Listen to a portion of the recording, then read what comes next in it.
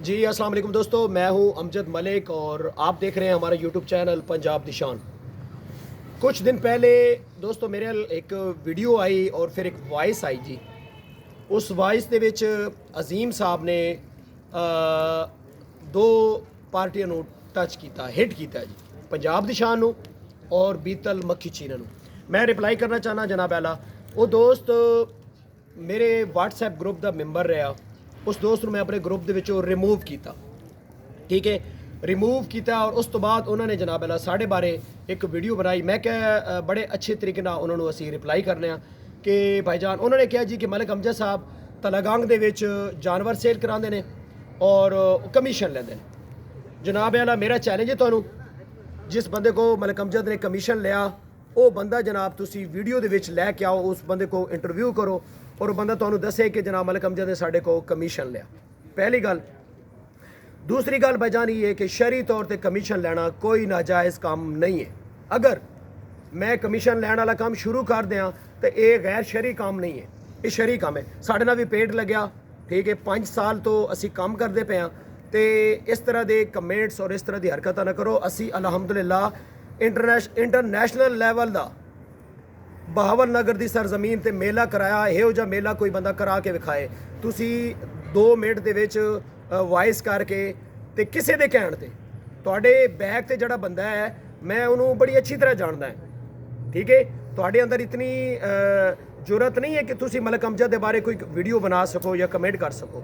तुहानू किसी बंदे ने कहा भाई बीतल मक्खी चीना वो जनाब अल्लाह 50-50 हज़ार वाली बकरी लैके मंडी तो वेचते हैं। पहली गल इस तरह है कि 5 साल लग गए मलिक अमजद नूं इमरान शेख नूं फरोलदे होए कि इस बंदे का कोई फ्रॉड मैनू मिल जाए। 5 साल मैनू इमरान शेख का फ्रॉड नहीं लभ्या।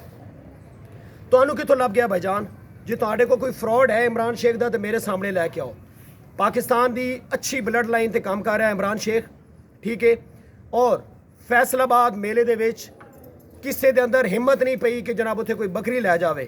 इमरान शेख अपनी बकरी लैके गया जनाब अला, और उस बकरी ने उत्थे चुवाई दे विच भी पोजीशन लई और खूबसूरती दे विच पहले नंबर पर आई। इमरान शेख दी बकरियां उसके फार्म के उत्ते जिहड़ी गईयां पीरज़ादा गोड फार्म के उत्ते, उन्हां सारिया बकरियां ने पोजीशन लई। इज्जत जिल्लत मेरे अल्लाह ताला दे हाथ च समझ आई। किसी नूं इस तरह जलील ना करो और इस तरह जलील करने की कोशिश ना करो। दूसरी गल, कोई भी दोस्त इमरान शेख दे कोल बकरियां खरीदना चाहता, मलिक अमजद की पूरी गारंटी जनाब। अच्छी ब्लड लाइन के एनीमल उन्होंने कोल खड़े ने। कोई जड़े कहते हैं जी वो पुरानी वीडियो लाते हैं, वो बंदा मेरे खर्चे ते तैयार होवे जनाब, टोटल उसका खर्चा मैं कराँगा। असी सिद्धू गोड फार्म पर जावांगे। अगर उत्थे अच्छी ब्लड लाइन दी बकरियां ना होईयां जनाब अल्लाह तो उत्थे वीडियो बनेगी और जितना जुर्माना होएगा मैं देंगा। 2 लाख रुपया मैं जुर्माना देंगा जनाब अल्लाह, अगर उत्थे अच्छी बकरियां ना होईयां तो 2 लाख रुपया जुर्माना, ठीक है। तो इमरान शेख दे कोल जानवर खरीदो जनाब, मलिक अमजद की पूरी गारंटी, इंतहाई अच्छे और इंतहाई अच्छी क्वालिटी के एनीमल उन्होंने कोल ने, ठीक है। मैनू भी बड़े लोगों ने माजी दे विच कहा जी कि वो 2 नंबरियां करते हैं। मैं बड़ी कोशिश की थी कि यार उन्होंने कोई 2 नंबरी मेरे सामने आवे। जिथे भी उन्होंने जानवर गए मैं उन्होंने मगर गया, लेकिन इंतहाई अच्छी क्वालिटी के उन्होंने जानवर सेल किए हैं, ठीक है।